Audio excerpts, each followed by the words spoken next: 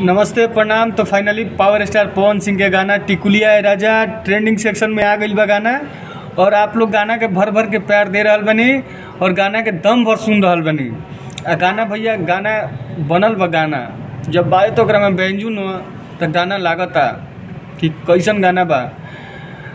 Viral Bhojpuri channel से आइल बा गाना। वायरल भोजपुरी जो ट्रेंडिंग में चले लगल अब चैनल, पहले ट्रेंडिंग में गाना ना जात रहे, लेकिन अब वायरल भोजपुरी में गाना पवन सिंह के चले लगल ट्रेंडिंग में।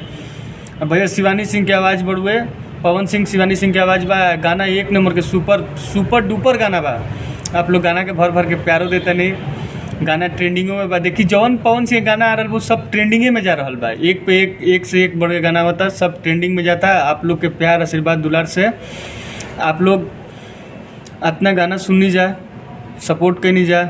तो ऐसा ही एक और रिक्वेस्ट बा कि पावर स्टार पवन सिंह के चुनाव लड़वा दीजा, चुनाव लड़वा के जितवा दीजा। यह रिक्वेस्ट बा कि खास करके आरा से ही चुनाव लड़स। हम तो बक्सर से बानी, लेकिन चाहता नहीं कि आरा से ही चुनाव लड़स, चुनाव जीतसू। जिसे हमनी के कल्लू भाई बने बक्सर से, आगे चल के वो आई है लाइफ में, वो चुनाव लड़ी है, वो जीती है। तो आप लोग से रिक्वेस्ट बा कि आप लोग चुनाव लड़ाइए, जितवाई, और हमारे चैनल के सब्सक्राइब कर ली, लाइक कर दी, शेयर कर दी भैया।